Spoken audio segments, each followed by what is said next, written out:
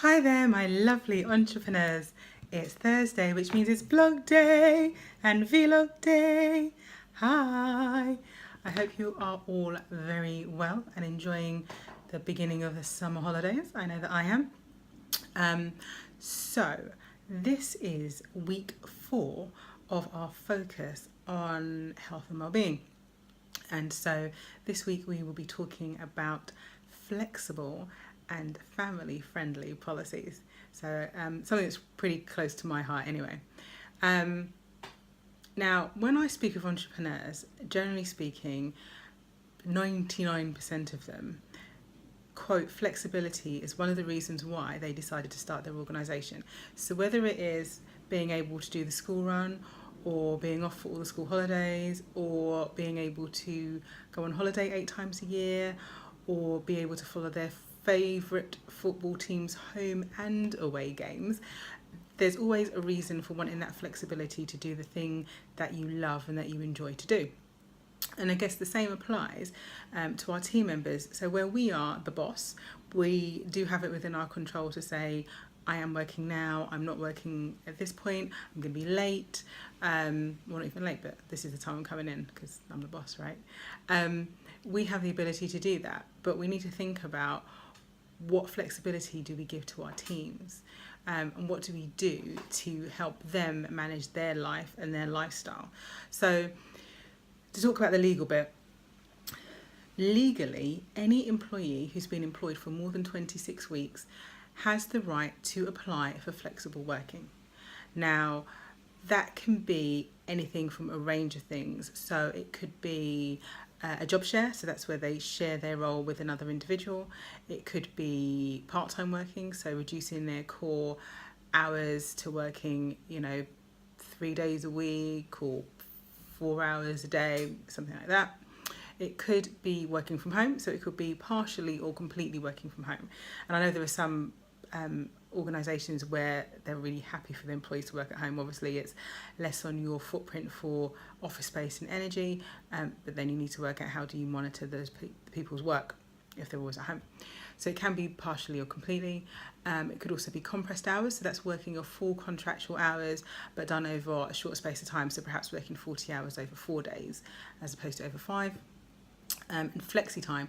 So flexi time is where you have core working hours. So for example, core working hours in most local government organisations are between 10 and 4, and then people can put in their additional couple of hours either end. So you could start at 10 and finish at 6, or you could start at 8 and finish at 4. So it's kind of up to you how you decide you want to flex your day. There are other things that you can do, that get a bit more complex. You've got things like annualized hours, where someone works a certain amount of hours over the year, and that might work for you if your work is kind of seasonal. So you might have someone who's working 40, 50-hour weeks in your busy period, and then when it's not that busy, they're only working 20-hour weeks, and their salaries smoothed across the period, so they have the same salary. So that may well work in the sense of being able to do that rather than paying them overtime, and having them sitting around twiddling their thumbs when you're less busy. So there are a bunch of other things that you can also do, but those ones, the job share, working from home, part-time working, compressed hours, and flexi time, are generally speaking the kind of things that get requested. Now, employers have to reasonably consider the request. And you have 3 months to make a decision. And a decision can also be, let's trial it for 3 months. So it doesn't necessarily have to be, this is what it's going to be from now on to the end of eternity. You can put in a bit of a, let's trial this and see how that works for a month or 3, probably at the maximum.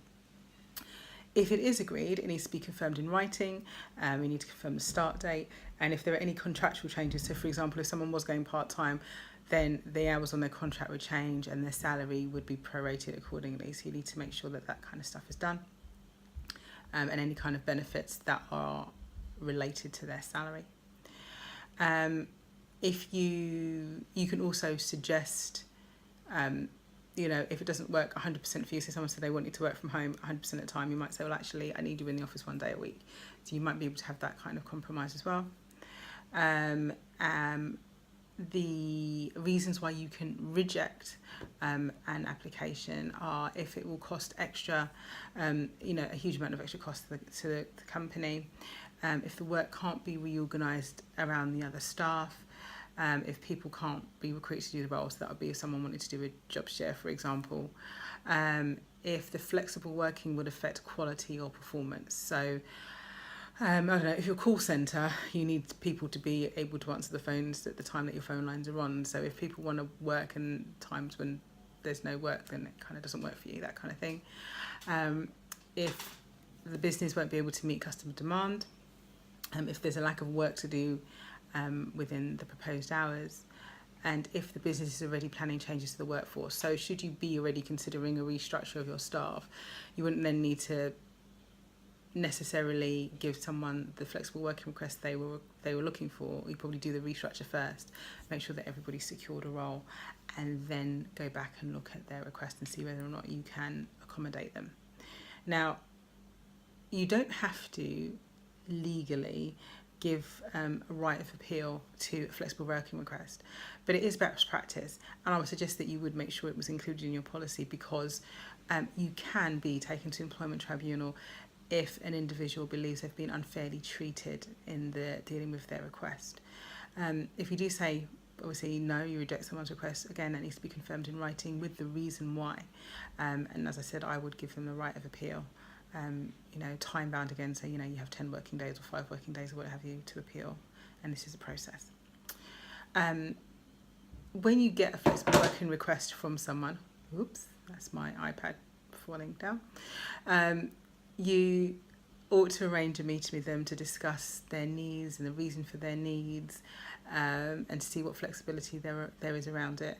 Increasingly, even at interview stages, staff are showing that they really want to work flexibly, whether it is because they want to go surfing at 7 o'clock every morning, or, as I said, they want to drop their children to school, or they have caring responsibilities, or whatever it may be.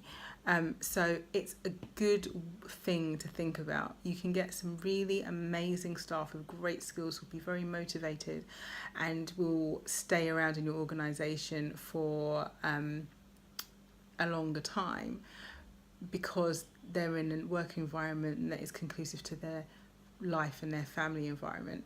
So, very often there are women coming back off of maternity leave, or someone who might have had a long bout of sickness, or, as I said, people with caring responsibilities, and they want to work, but they also have other responsibilities. And actually, sometimes you find people who are highly skilled, who will take roles that they're more than qualified to do, because it gives them that flexibility. So if you and your organisation are able to do that and are able to plan that in from the beginning, as an entrepreneur, everything's changeable about your business. All the things that you do are different, and actually it means that you can encourage someone, give them an opportunity to develop within your organisation and get some amazing skills, maybe even at a lower rate, because actually if you've got someone who's really highly skilled and they're only working for you 3 days a week, they may well be getting the work done of a less qualified person working full-time.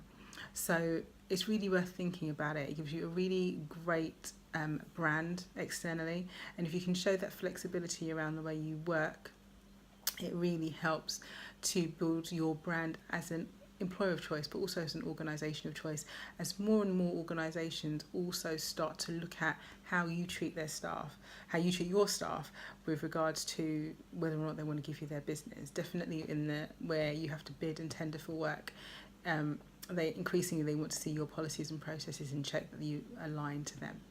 So I think we've covered all of the great things that you need to do about flexible working. I am going to be talking about leadership skills next month. So if you've got any questions about leadership skills, if you've got any queries, if you've heard something and want to know how it works, do just comment in the comments below, and we will respond to you. Thank you very much. Have a wonderful day. Bye.